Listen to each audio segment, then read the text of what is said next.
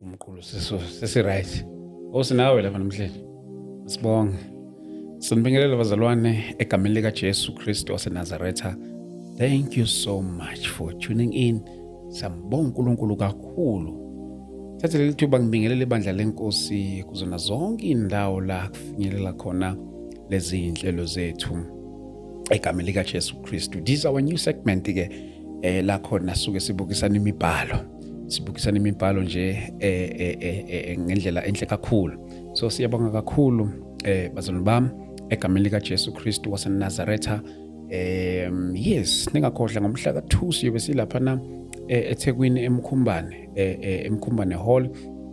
La siyobe sikhona lapha ngase-Richview ngase-Chesterfield, lezo indawo lezo nje all around. If you are around Durban, please don't miss out this upcoming powerful service. And after that we are coming to Pretoria ngomhla ka9 siyobe silapha na eNdala Mall Arcadia, ngoba Pretoria siyobe se-Arcadia egameni lika Jesu ngomhla ka9 siyaqala ekseni ngo10 siyobe silapho. Will be hosting apostolic and a prophetic encounter.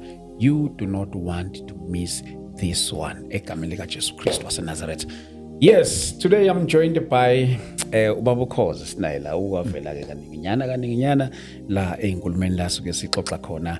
And I'm also joined by Ubaba Umpostoli esinaye lapha namhlanje egameni lika Jesu Kristu la kwi-segment senimbone kaningi la suke sithinta khona ihloko ezihlukene. For the first time ke siba naye kulolu hlelo okanye ke ngithi kule segment la khona sizobukisana imibhalo. So siyabonga kakhulu bafowethu egameni lika Jesu Kristu. uNkulunkulu makadunyiswe egameni lika Jesu Kristu waseNazaretha. Without any waste of time ke ngicela ukuthatha leli thuba ngibamukele egameni lika Jesu. Lapha ngiqale ngobaba Umpostoli Umbatha. Baba sikubingelele sikwamukela. Sibalikhulu ngibingelele kuwena. Amen. Ngibingelele kuBaba Ukhoza egameni lika Jesu. Sibonga. Amen. Amen. Ubaba Ukhoza sinaye lapha namhlanje. Baba Ukhoza ngithathe lithuba ngikubingelele. Ubaba Ukhoza ukhonze bandleni elingasishaya izinsimbi. Baba Ukhoza, right? Hayi ngiyaphila mfowethu, ngiyaphila. Siyaphila baba, Ngiyathanda uma uyigcizelela leyo ukuthi hayi ngifuna nje icace ukuthi kahle kahle umevi. ukuthi cha usebandleni elingayishaya insimbi futhi elingayishaya izandla. Futhi ke nje okuthandaza umuntu oyedwa. Umbatha ikhona into enjalo ukuthi ebandleni kuthatha umuntu oyedwa. Angazi mhlambe uBaba Ukhoza ngasinikeza amavesi ukuthi iBhayibheli Mhlawumbe ke siqale ngayo kule mthandazo. Kodwa phela ngithi asikakathandazi. Sengiphambili. Phambili Sho njengoba ngithandaza la. Mangithanda kusho komela uthule. ngiyathula vele. Sho makuthandaza wena komela ngithule. Ukumele uthule. Mangathandaza mina nothandaza ukwenza njani? Ayi. Sengakuthatha njengomuntu ongekho. Ikhoza sizoyizwa kahle lento yakho. By the way, this is a Christian platform. If umzalwane usendaweni right kakhulu, I can assure you ukuthi lakho this is a platform lakho na sithinta izinto ezizokukhulisa, sithinta izinto ezizokuchallenge to go search the scriptures. More especially this kind of show. This is the show ezokuthuma eBhayibhelini ukuthi uhambe uyobheka ama scriptures, uhambe uyobheka izwi lenkosi egameni lika Jesu. Some of our shows they send you emadolweni ukuthi uhambe uyothandaza. Ezinye but lana ikuthume ekutheneni ukuthi uhambe uyobheka imibhalo egameni lika Jesu Kristu. Baba wethu engcwele siyabonga. Egameni lika Jesu siyabonga moya ingcwele ukuthi ube nathi uNkulunkulu uthona amandla for hosting us in such a very powerful in the name of Jesus Christ. Baba wethu engcwele siyathandaza uNkulunkulu uthona amandla onke kuzona zonke lezi inkulumo ezovela kule ndawo. uNkulunkulu wethu engcwele sithandazela umusa wakho, maziveze wena ubuNkulunkulu bakho ebuntwini bethu egameni lika Jesu Kristu waseNazaretha. Siyathandaza Nkosi ngegama lika Jesu Kristu waseNazaretha. Be the center of this conversation in Jesus mighty name of God we pray. Amen.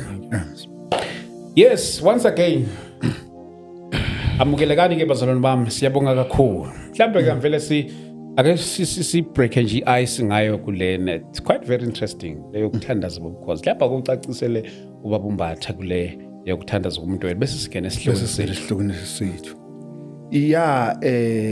Ngiyathanda ngendlela oyiveza ngakhona ngoba iqiniso lingukuthi nokuba sicaciselana kodwa mhlambe bakhona nabanye bathi mabebukile bezwe mhlambe babone okuthile bebekade bengakunakile. Yeah.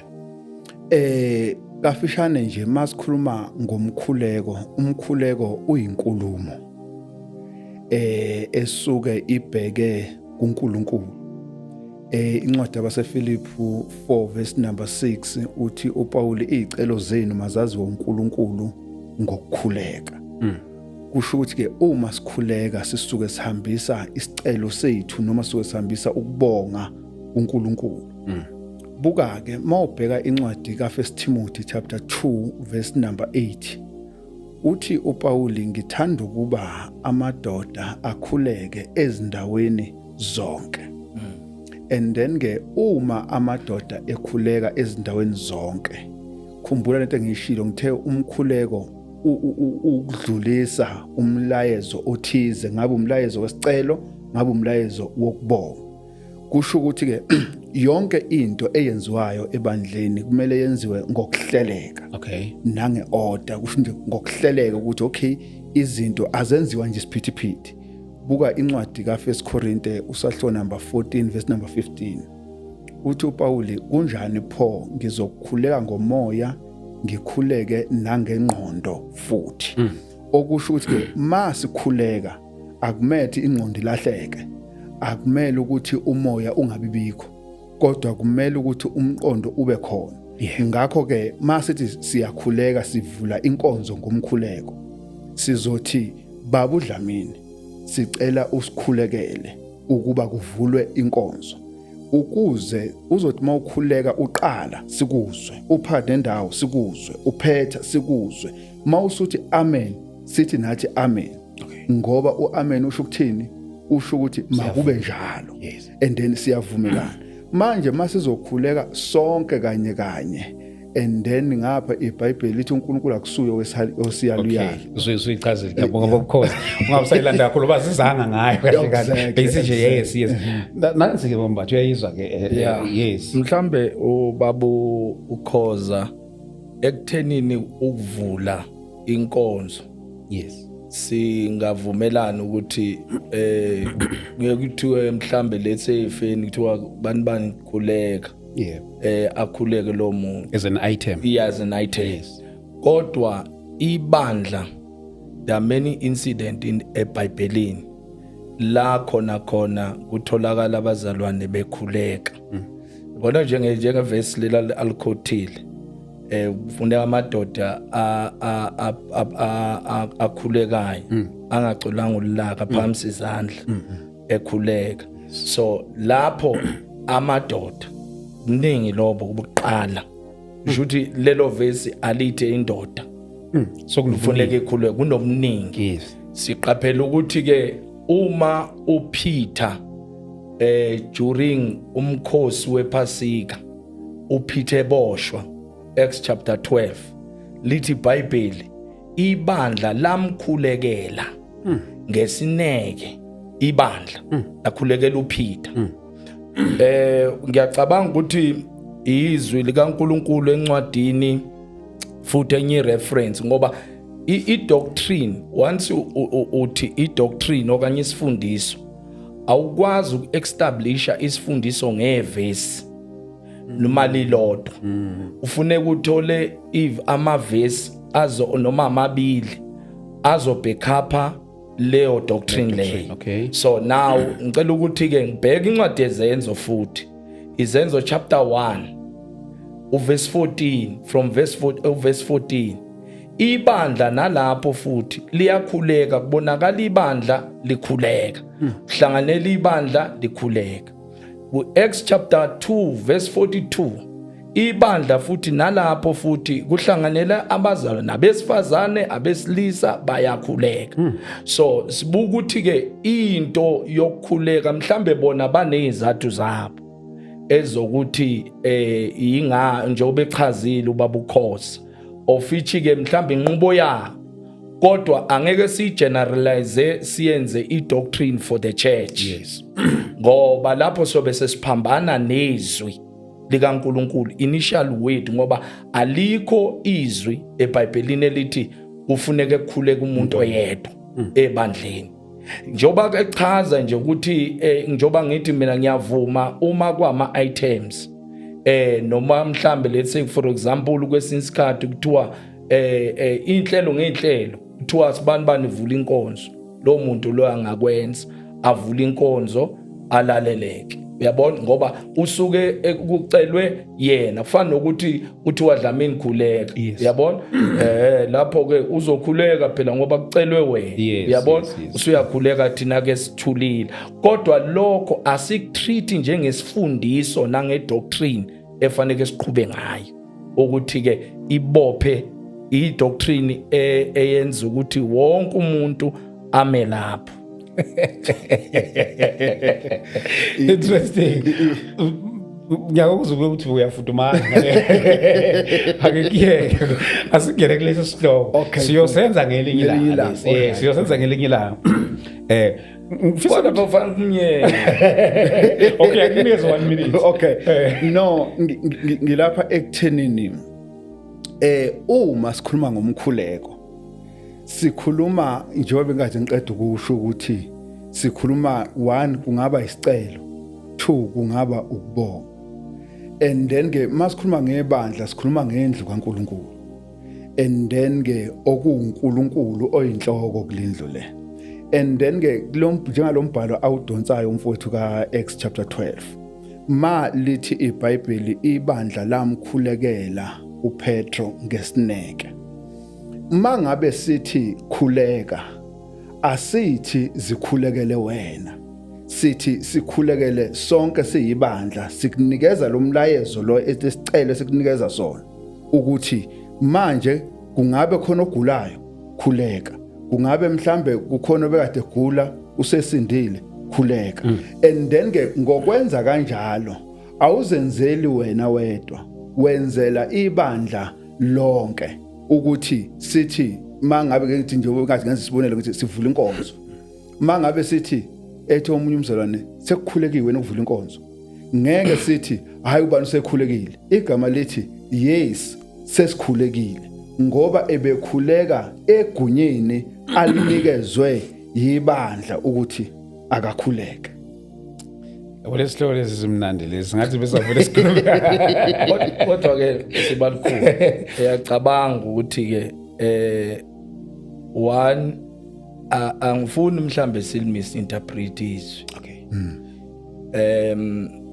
Laphayana njengoba nje ngicheke ngikhuluma nje ngiyaquote njalo. Yes. Ngiquote uActs chapter 12. uPeter usejele qeda ukufa uJames. Ibandla lamkho akuzange lithi kwakunoRoda. Ukhumbula ukuthi uPeter mayephuma ejele ngengilosi mayeqeda ukuphuma. Yes. uRoda uyena owezwa. Wayotshela abazalwane, kwathiwa ukuthi abazalwane bayakhuleka, kwakhuleka iningi, wangakhuleka umuntu oyedwa ezisicelo, kwakhuleka iningi. So uma sibuka, there are many incidents in the Bible, even uJesu eGetsemane, uJesu ukhuphula nabafundi, yabona abathathu, angithi uba nxusa ukuthi benze njani, bakhuleke. Yabona ngoba ihora lokulingwa seliseduzana, kodwa abafundi benze njani, bayalala. Uthi beningengilinde yini lizoze emlizwa now Peter futhi, yabo. So ingakho ngisho ngithi mina asivume inqubo ekuthwenini inqubo yebandla okhoza elithile, kodwa singayihlanganisa ukuthi it's a final ye doctrine from the Bible, ngoba lapho sobe sesidukisa abantu. Ake sibuye lana ke. Okay. Ake sibuye la. Angithi masikhuleka sithi siyakhuleka sonke kanye kanye. Okay. And then ke naku siyakhuleka sonke kanye kanye. Omunye usho lokho, omunye usho lokho, omunye usho lokho, omunye usho lokho, omunye usho lokho. yabo leyo nto leyo akusiyo into ehamba ngomqondo wokuthi nje kuyakhuleka because sithi sivula inkonzo noma sithi siyakhuleka kumele into yethu ibe nokuhleleka ngokuthi sikhonza uNkulunkulu ohlelekile not ukuthi sithi yidoctrine yabantu abathize ukukhuleka nje masithi nje siya kuNkulunkulu ubaba wethu ngomkhuleko kumele kube neorder so nini ukuhleleka nikuthatha ngokuthi ukuhleleka ngenxa ukuthi kusho umuntu oyedwa so ngamanye amagama umuntu oyedwa akakwazi ukwenza ukungahleleki no uyakwazi ukwenza ukungahleleki umuntu oyedwa and then ke into esiyithathayo ukuthi umkhuleko uyinkulumo eya kuNkulunkulu and then njengoba umkhuleko uyinkulumo eya kuNkulunkulu kumele ke kube ilo osa inkulumo kuNkulunkulu atshele uNkulunkulu noma acele kuNkulunkulu lokho ayokucela thina abanye sibeke indlebe zethu nenhliziyo zethu kulento ayishoyo ukuze ekugcineni sizokwazi ukuthi sivumelane naye sithi amen ongitshele nje masingakhuleka soba u3 manje sonke masuka nje kanye nomunye usholo bese wena uyasala wedwa nje mhlawumbe 2 minutes or nje iminute elilodwa and then usho lokho kushoyo bese thina sesiqedile ukukhuleka bese uthi amen nathi bese sithi amen kusho ukuthi lento besikade siyikhuluma thina besingayilalele besilalele lesho uwe ngoba sesikwazi ukuvumelana nawe entweni besikade singayilalele nathi sisho besikade sikusho yabo and then ke kanjalo sekubonisa ukuthi uamen asimqondi ukuthi usho ukuthini kanti uma ngabe sithi amen sisho ukuthi akube njengoba usho yabo not ukuthi ngizothi akube njengoba usho kufana nokwenzani kufana nokuthi umfowethu mhlawumbe ukhuluma isiChina or isivenda yes angisazi isivenda awusazi isivenda akhuleke ngesivenda yabo aqede bese egcineni ngithi mina amen umkhuleko yini because makubuza lo question umkhuleko njengoba bese ngishilo ngathi uyisicelo or ukubonga khona lento ubambatha ishilo indaba ye ukhotha lapha escripture ukhulekelwa uPeter uphendula uthini ngaleyo khulekela uPeter I mean lelo chapter khulekela uPeter ekade esejele njoba ekade ukukhuleka ibandla no lapha na iBhayibheli malithi ibandla lamkhulekela mina iunderstanding enginayo lapha layo ke inkinga yabo no ngifuna ukusho lento show iBhayibheli no bese ngizuma ukuthi understanding ona no ngithi into ekhona lapha njengoba kuthiwa ibandla lamkhulekela yes singathatha ngomqondo ukuthi makuthiwa ibandla bese sithi kwakhuleka wonke umuntu kanye kodwa iqiniso lomkhuleko alihambi kanjani okay ake sibhekela mhlambe ake ngilekelele nangaleli ivesi nake ngiliquothile futhi Acts chapter 1 verse 14 Acts chapter 1 verse 14 mhlambe nje uyibheke nawe ngesizulu mina ngizoyibuka la ngesilungu ithi they all met together and were constantly united in prayer along with Mary and the mother of Jesus, several other women and the brothers of James. During verse 15, during this time, when about 120 believers were together in one place, Peter stood up and addressed them. So, yabona la, uma uPeter uvezwa as a person that address 120 people, but uma bekhuleka, they united all of them in prayer. Verse 14 uthi bonke laba baqinisela nganhliziyo nye. Okay. Baqinisela nganhliziyo nye. Okay. Uthi bonke laba baqinisela nganhliziyo nye ekukhulekeni kanye nabesifazane noMaria unina kaJesu nabafowabo. Yeah. And then ke verse 14 lo. Yeah. Singakafika ku verse 15 Yeah. mayithi bonke baqinisela nganhliziyonye ngiyizwa ithi bonke babe enhliziyonye makhulekwa babe enhliziyonye makhulekwa yabona ke uma ngabe sizokhuleka sonke kanye kanye ngeke sibe enhliziyonye ake ngiye la. okay ungakaqhubeki phambili Okay. ngifuna ukuya ku verse number 15 Yeah, ngoba 15. uye wathinta no verse number 15 uverse number 15 uthi ke ngaleyo mihla uPetro wasukuma phakathi kwabazalwane isixuku sabantu esasikhona ndawonye kwakungathi ikhulu namashumi amabili wathi okay uPetro wenzani la uverse number 15 Yeah. ithi inkulumo wasukuma Yeah.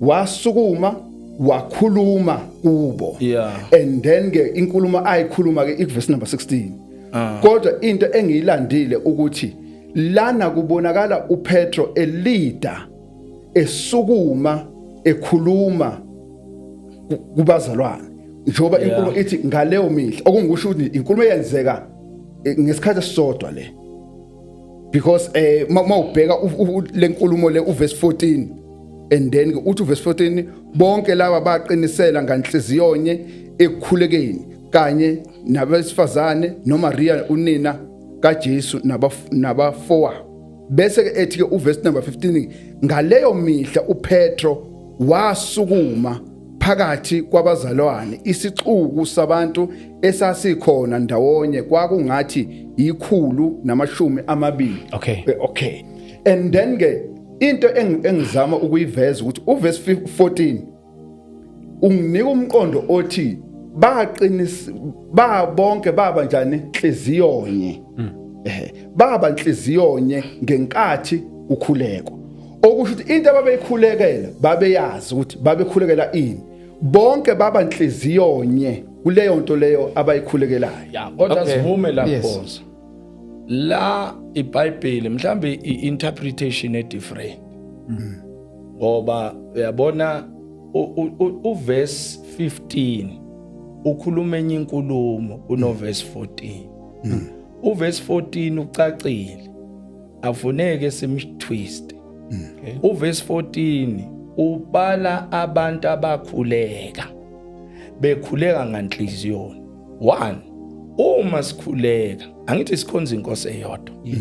Ipurpose siyayazi ukuthi sikhulekelana. So asikwazi ukuphambana ngomqondo lithi ingakho lithi iBhayibheli mawubekini lo mqondo wakuKristu Jesu. So simqondo omunye. Yeah, sikhulekela into esiyazi inhliziyo. So uma sikhuleka sonke sikhuleka with one purpose. Akukho ne different yokuthi ke ngoba siyakhuleka wena omunye ukhuleka kanje sesihlukene. Ukhumbula ukuthi phela lana siyinkolo ezihlukahlukene. Ngoba lokho kuzochaza ukuthi uma siyinkolo ezahlukahlukene ebandleni linye ilapho esizokhuleka ke sihlukene singekho umqondo omunye singakhuluma inkulumo enye. So uPeter kuverse 15 ukhuluma after iprayer. Yes. Useya ba address. Kodwa sebeqale benza njani bakhule ngoba kubalekela ukuthi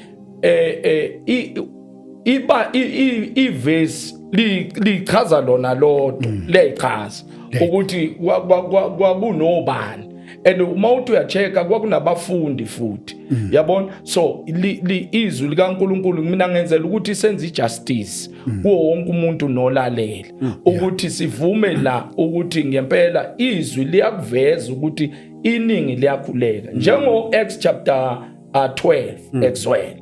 And Acts chapter 42 chapter 2 verse 42 uzasasho iningi liyakhuleka mbekise also about uJesu. Uhambe nabafundi yabona wakhuphuka nabo wayentabeni. Uma ekhuphuka nabo entabeni uthi salani la nikhuleka. Azange athi salani la ukhuleka Peter.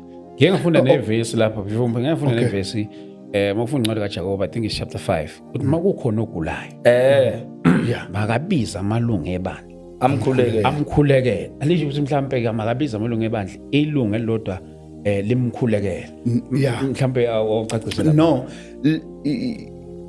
into eyodwa le yeah okay awuthi ngiqale ngibuyele kule umfowethu ayikhulile bese ngiza kule yeah ma ithi inkulumo bonke bakhuleka nganhliziyonye ngiza kule nkulumo athi kwakuyibandla elilodwa okay yes iqiniso lelo kwakuyibandla elilodwa noma kwakungabazalwane ababodwa abaqonda into yinye umbuzo uthi ke uma ngabe sinhliziyonye yini into esenza ukuthi singathembani ukuthi lona mayekhuleka ukhuleka lento nami ebengizoyikhuleka uma ngabe bengikhuleka ngoba labantu laba banhliziyonye mangabe silalela ngokwalomqondo lokuthi uthi uverse 14 bonke laba baqinisela nganhliziyonye ekukhulekeni kusho ukuthi labantu laba into ababeyikhulekela kwakuyinto eyodwa okay futhi bonke benhliziyonye kuleyo nto leyo abayikhulekelayo okungeke angivumelani kahle nento yokuthi ngeke sithi sikhulekela into eyodwa sikhuleke sonke kanye bese kuthiwa besinhliziyonye kusho lokho ngimokubheka kukusicabangela ukuthi sinhliziyonye kodwa akusiyo lento le engabe ngempela iyenzeka ngoba ngabe sibeke umqondo nenhliziyo kulento eshiwo sizovumelana ukuthi ke ekugcineni mayethi amen sonke sithi amen ngoba sonke besinhliziyonye kulento ayisho number 2 ubuza lento before ngikuphazamise nje manifunde iscripture ukuthola interpretation ya scripture nisifunda ngokuthi mhlambe nibuka ukuthi sithini sonke noma mhlambe kukhona indlela mhlambe ngokusizwa umoya ongcwele ukuthola ukuthi hayi le scripture lesi sithi noma nithathela nje ukuthenela ukuthi hayi izwi lithi ngokwe context kakhulu into esibukayo evesini sibuka inkulumo yonke kuleso sahluko leso number 2 sibuke nencwadi nje yonke yabo ukuthi lencwadi lena nje iyonke yini into eyiqukethe eyiphethe okay and then ke bese kuma sizobuka ukuthi ke lesahluko lesi sona sisodwa nje sikhuluma ngani okay and then ke bese kuma ke siza ke kuleli vesi esisuke silifunda ngaleso sikhathi leso ukuthi okay leli vesi malikhuluma kanje kusho ukuthi lisho kanje okay yabo bambatha yini engisiza mangifunda iBhayibheli ekutheleni ukuthi ngikwazi ukuthola imessage yeBhayibheli njengoba injalo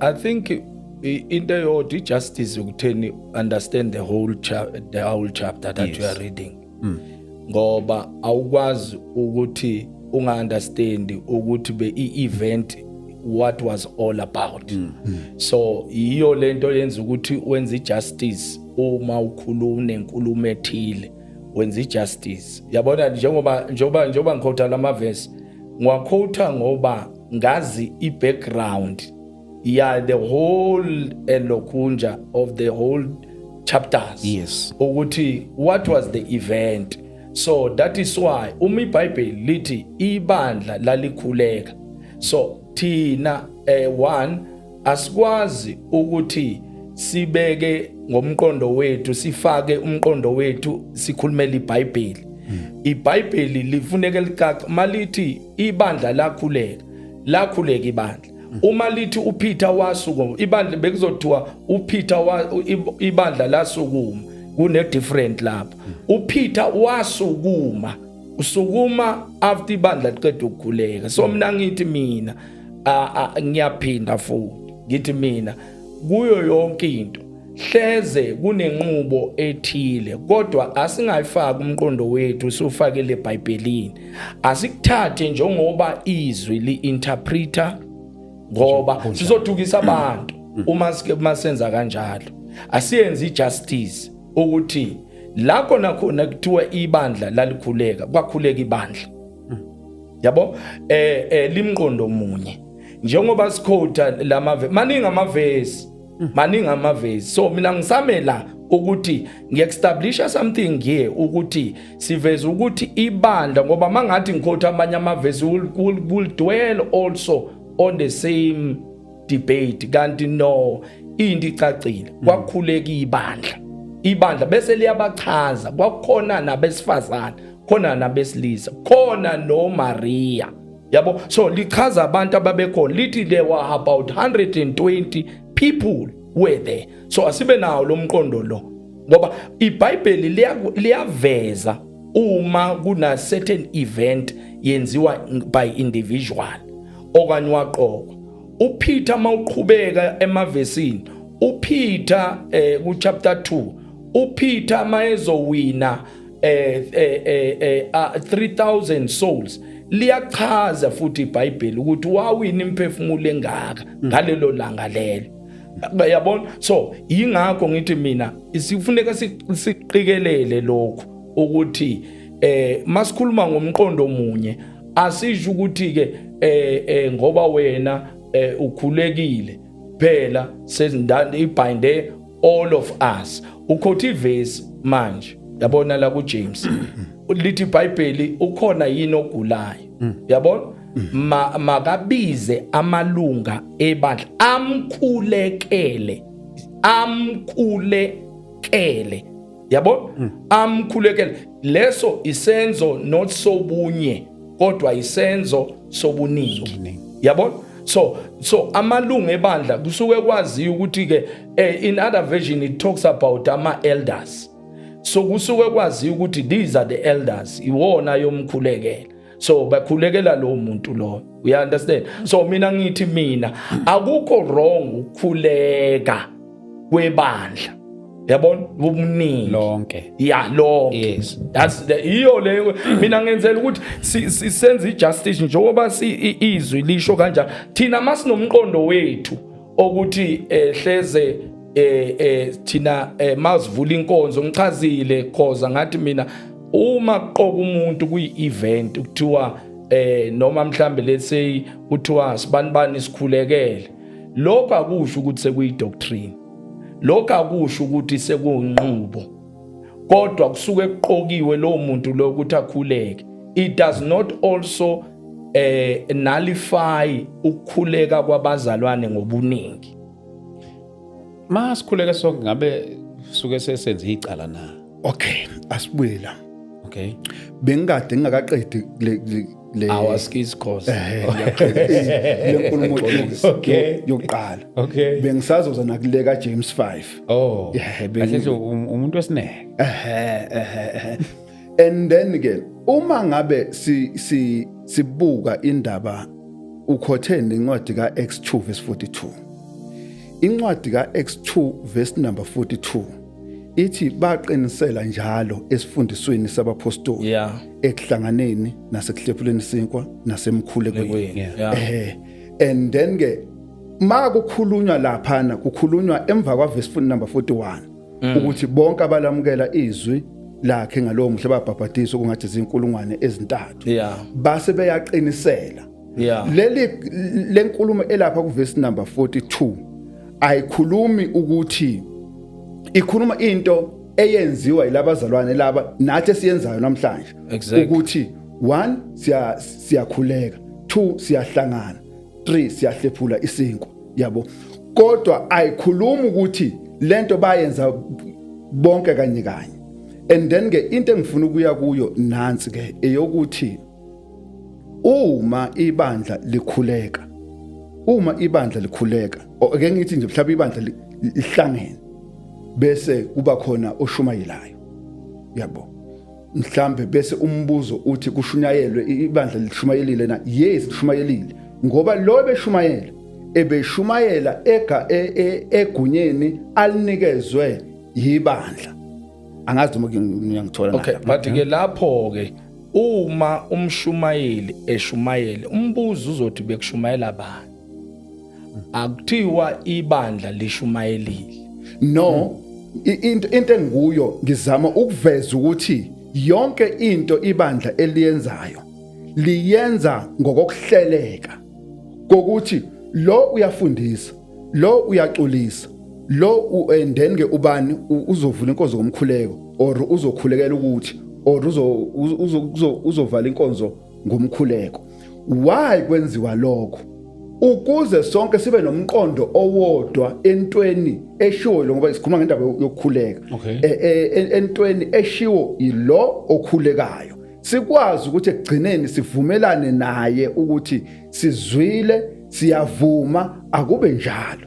Mina ngicela ukuthi ngoba we got carried away ngalesi sihloko. No, I think lena mhlambe sibalukhulu. Yes. Yofuna ukuthi silokhu nje sibuye nakule insimbi. On that day so buya nakule insimbi. Sihlanganise yonke nomkhuleko. Ukuthi lo mhlawumbe ndokhoza nayo ufuneka abuya ayofuna namavesi lawa ukuthi umuntu ukhuleke yedwa ngoba uma sisakhuluma ngomqondo singaprove ezweni sisahamba eceleni.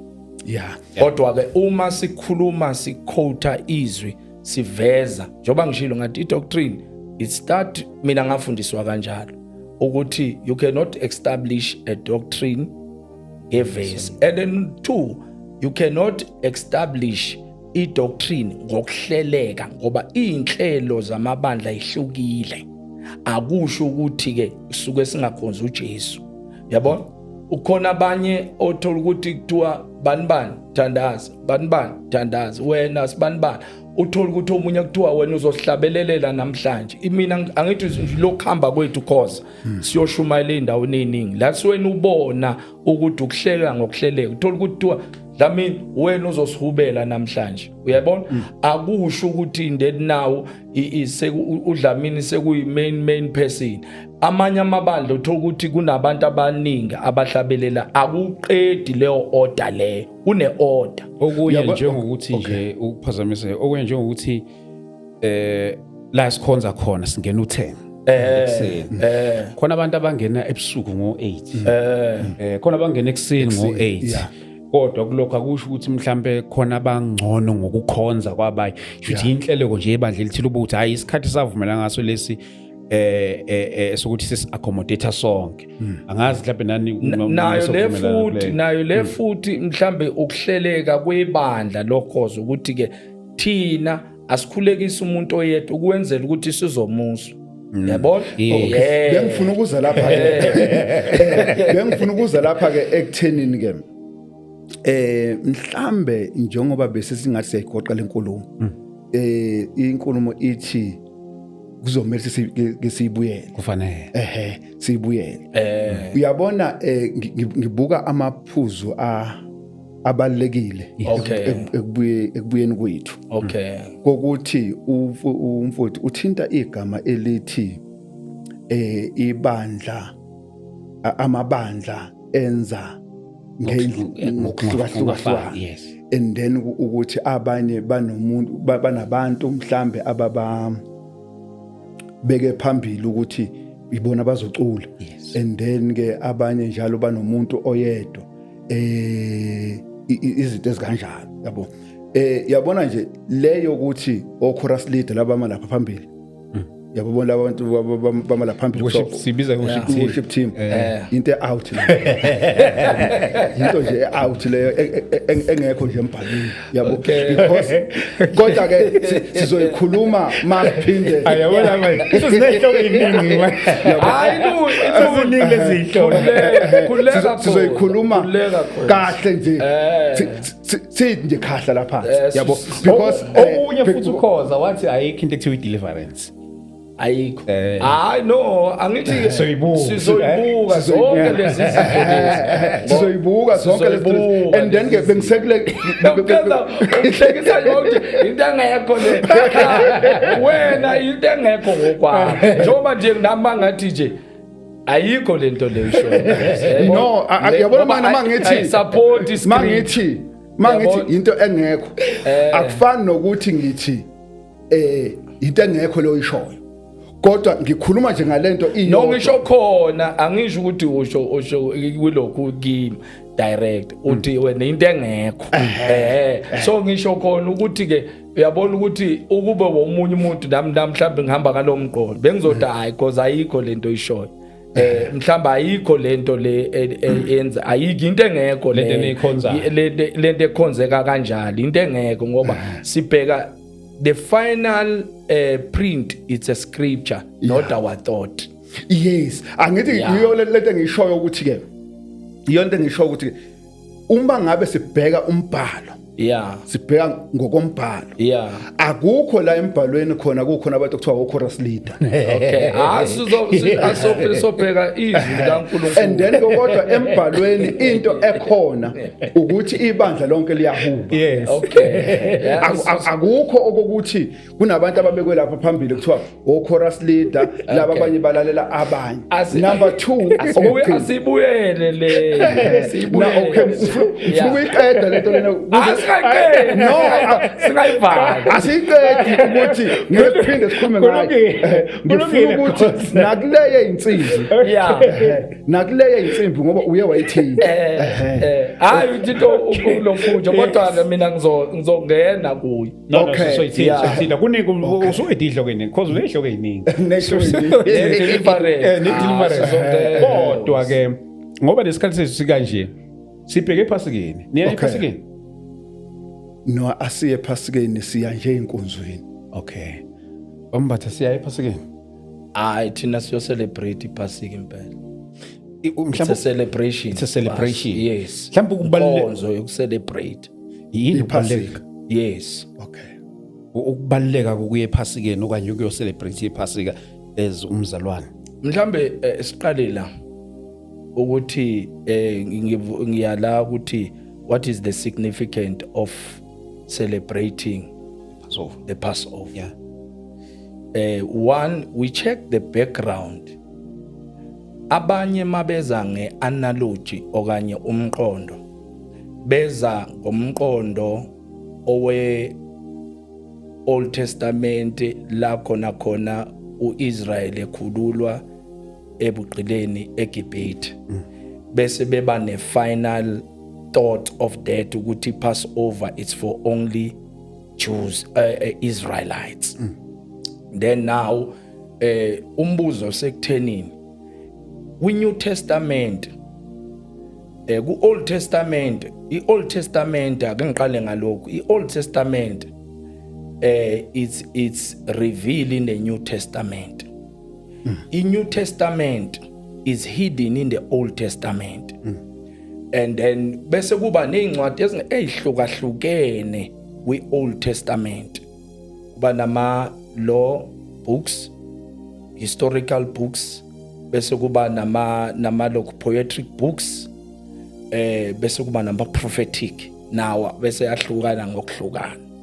Kodwa izinto eziningi lapho kunama prophecies, kunama izinto ama event ayenzeka khona lapho ezingama shadow yalokho kuzayo, of which the fulfillment seyigcwaliswa ubani uKristu.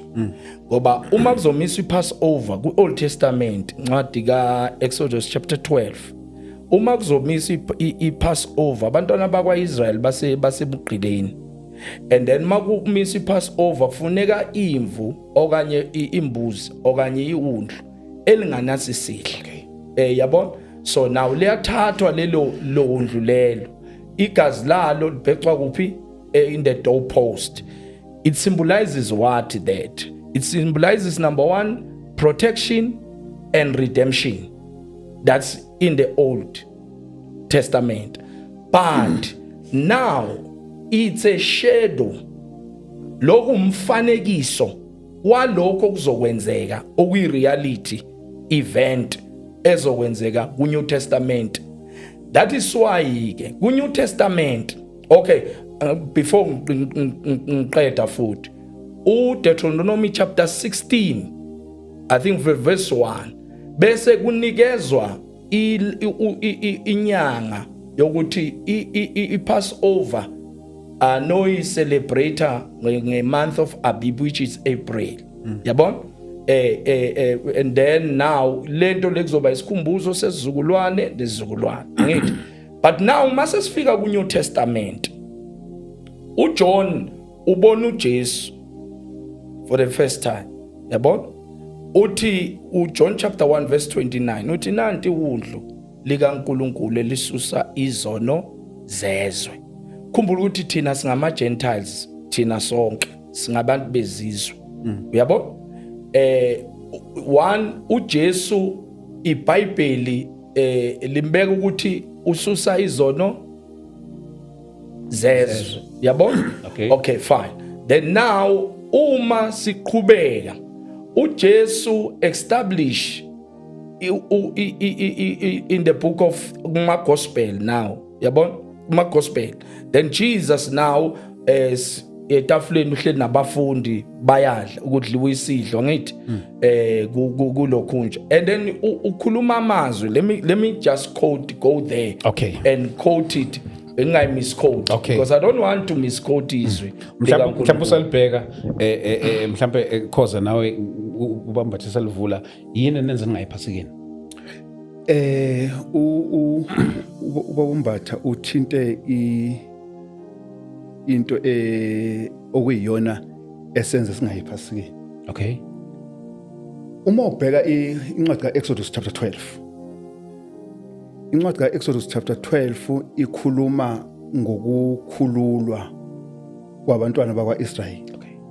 And then ke bese ke uNkulunkulu ekhuluma ukuthi uIsrayeli kumele enze iPhasika. Okay. Kuleli Phasika akhuluma ngalo uNkulunkulu laphana mawubheka nje uverse number 7 no verse number 8 uyakhuluma lapha ukuthi leli Phasika lizoba yini. Okay.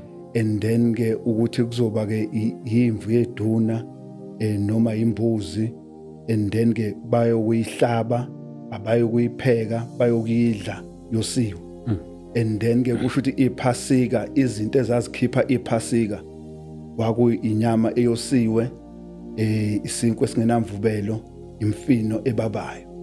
And then ke lezo zinto lezo ke izona zinto ezazikhipha iPhasika. Okay. And then ke right ke masibuka incazo yokuthi liyini iPhasika, yini lento lena kahle kahle eyayenziwa, kwakungukuthi njengoba umfowethu kade echaza, okay, ukuthi kwakuzobulawa lesi silwane sasobulawa, and then kuthathe igazi libhecwe emakhothameni omnyango ukuze ingelozi eyayizobulala amazibulo aseGibhithe mayifica leli gazi noma mayibona leli gazi idlulele phambili. And then ke ngaleso sizathu leso ke ngaleyo nto leyo ke iyini ke iPhasika noma ke lenkonzo uNkulunkulu ayimisayo emisela uIsrayeli. And then uverse number 16 no verse number 17 ubonisa ukuthi ke bayothi mabe nibuza abantwana benu ukuthi iyini lenkonzo kini niyokubatshena ukuthi inkonzo yePhasika uNkulunkulu ayenza mhla esaphula eGibhithe noma esindisa eGibhithe ebulala amazibulo aseGibhithe. Right ke masibuka ke leyo nkonzo leyo noma masibuka le yonke leyo nto leyo ithi ke ku verse number 21 ithi ke owakwa Israyeli uyokhipha imvubelo endlini zabo, bayokhipha imvubelo abayokudla okunemvubelo, ngabe okuzalwa eGibhithe kwa Israyeli noma obekade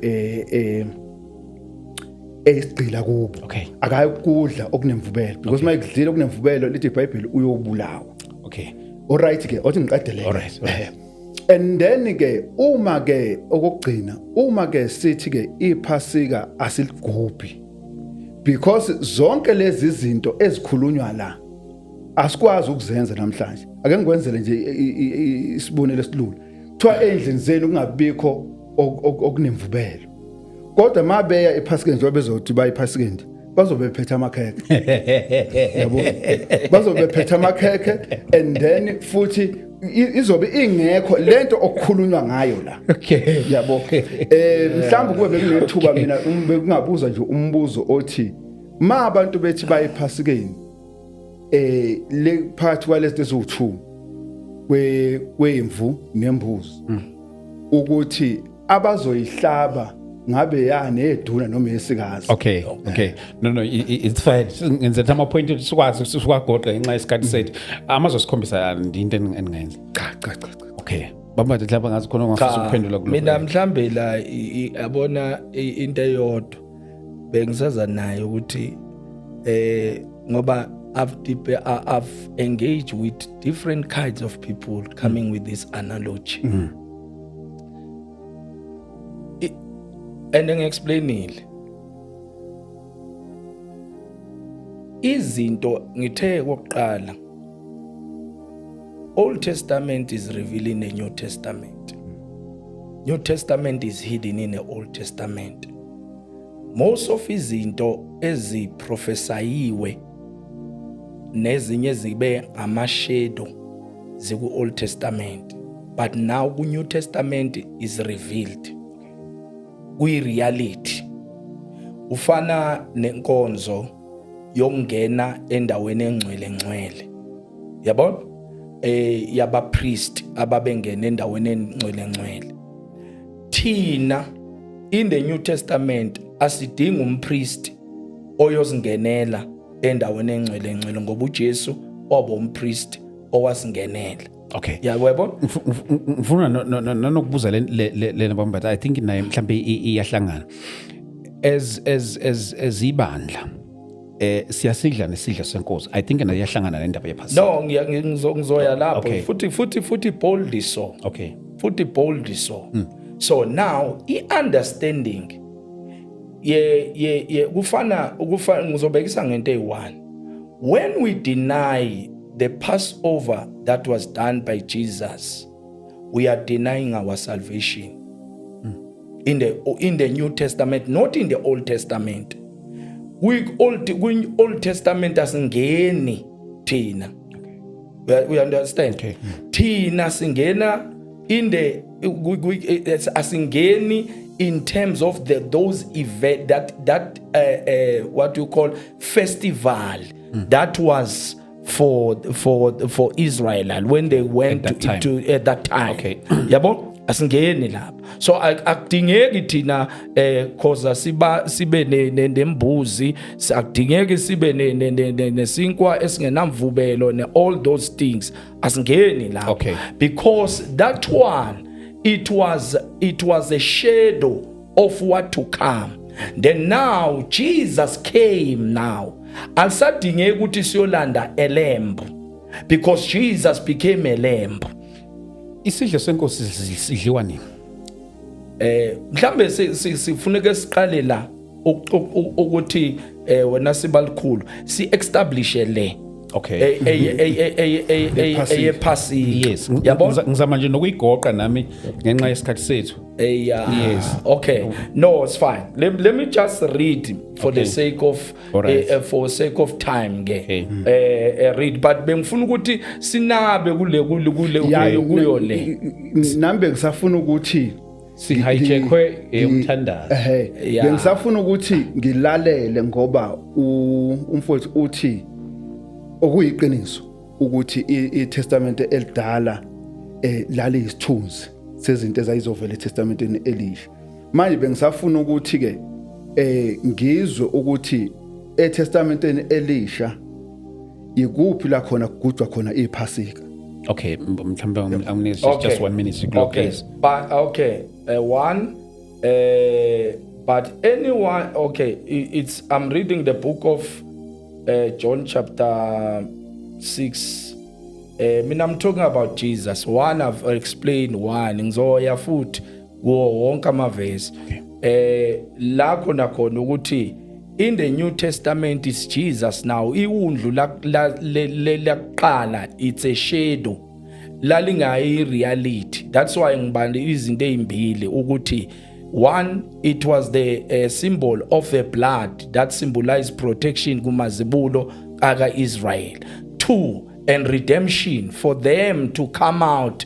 That is why lento le eyaka Israel iprofetwe ulokhunja uJosepha esezofa uGenesis chapter 50 verse 24 yabona. So uJoseph mayithi uNkulunkulu uzonihambela nokunihambela. That is why incwadi ye-Exodus was established. Izizukulwane bese lithi iBhayibheli lezi kwakuyizizukulwane esisha, kwaba izizukulwane esisha, and then kwaba nenkosi engamazi uJoseph nemsebenzi yakhe yacindezela abantwana bakwaIsrael, yabo. So all those because of time ngiyagoqa nje kulokho, but now into ebalekile ukuthi ke if we understand ukuthi that one, it was the shadow, and ibonisa ini redemption, ibonisa ini protection of the blood. So uma thina ke khoza uma ufunda incwadi ka Ephesians chapter 2 uverse 13, la khona ngithi sikhuluma ngegazi iwundlu in the New Testament uJesu, unless siyakuphika lokho, then ukukhola kwethu kufanele sikufreeze iwundlu uJesu. Lethi iBhayibheli nani kude nenziwa nabaseduzane ngenxa yegazi lakhe. So igazi lika Jesu liphalale nini ngalesikhathi eyonjenjani eyoku crucifixion. Jesus wamisa iPassover, yabo, and then kwaba nesidlo ngithi John chapter 6, Luke chapter 22 as well. Sibuka la ukuthi ke lithi izwi likaNkulunkulu la, but anyone who eats my flesh and drink my blood has eternal life. I will raise that person at the last day. For my flesh is food and my blood is true. Anyone who eats my flesh and drink my blood remains in me and I in him. Yabo. So now la ilesikhathi lesi uJesu iconfirma now bani, iconfirma now ulokhunja Paul. Okay. In the book of 1 Corinthians chapter 11 verse 20, from verse 23. Yabo. Okay. Mhlawumbe sisayikho kanje akunikeze kule. No, kungukuthi le nkulumo sisuke sayiqala lethi. Eqinisweni umfowethu uMbatha.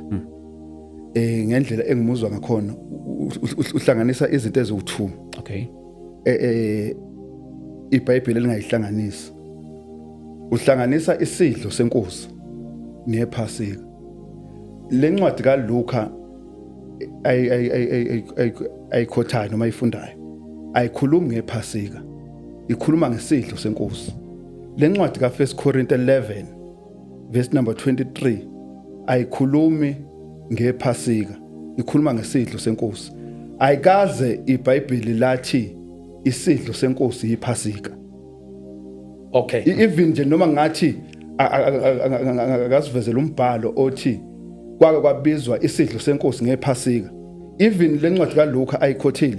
Ayinalo igama elithi le yanto eUluka akhuluma ngayo lapha na iyiPhasika. Kodwa ibizwa ngokuthiwa isidlo senkosi. Okay. Ake ngiyezwe leli mhlambe la alokho njalo. Let's read the book of 1 Corinthians chapter 5 verse 7 no verse 8. Okay, quickly. Siqhubeke lapho sibheke ukuthi le nto engikhuluma ngayo ukuthi the Old Testament and the New Testament. Noma mhlawumbe singavese liquote isikhathi vele ithi khiphani imvubelo endala ngoba nelethi iPhasika lihlatshiwe linguKristu. Okay, iPhasika lethu lihlatshiwe lingubani? ElinguKristu. iPhasika lethu uKristu. Othi ngikusize Mthiya. Hayi no ungangisizi. Othi ngicacisa nje lapha namakhulunywa ngokuthi inelethu iPhasika lihlatshiwe nguKristu. Akukhulunywa ngePhasika leli. Okay. Liphi? Akukhulunywa ngaleli lika Exodus 12. Okay. Kodwa into okukhulunywa ngayo lapha kukhulunywa ngesono. Yazi cause yabo ukukhulunywa ngesono ekwakhulunywa ngaso uthi chapter 5 verse 4. No, but then now we talking about maybe different thing. We talk about Passover. Yes. Yeah, we Kodwa talk ke about angithi Passover. i-context ka-chapter 5. No. I-context ka-chapter 5 We talk about Passover. khiphani imvubelo endala. Yini imvubelo endala? Yini imvubelo endala? ngabuthi baya namakhekhe baye bazobe bephethe amakhekhe asingene endabeni amakhekhe wena ubalile wachaza lezi ezindala. Mina that is why ngisho ngithi ezinye izinto naDlamini, let's do justice, let's go to the scripture Ukuthi ngoba- and quote it straight izwi ngoba manje so misquote bese sidukisa ingqondeni. besizosibuyela lesihloko ukuthi ngoba phela vele manje sesiye Phasikeni kodwa nje it's quite interesting even after Passover sisengasithinda lesihloko ngoba no problem, sihajekwe futhi. isikhathi No problem. sihajekwe indaba yeprayer kodwa just nje 10 seconds isidlo sidla kangaki Njalo thina siyisidla anytime. Yes. isidlo nisidla kangaki Kayi-1 ngeviki Sunday. why kayi-1 Okay. hayi nginikeza isikhathi sincane ungaze uchaze kakhulu yeah few seconds Nencwadi ka-Acts 20 verse number 7. Yabo, ithi kwathi sesibuthene ngosuku lokuqala lweviki ukuba uqala kweviki okay ukuba- umpostoli uthi sisidla njalo Yeah, mangithi sija njalo masihlangene.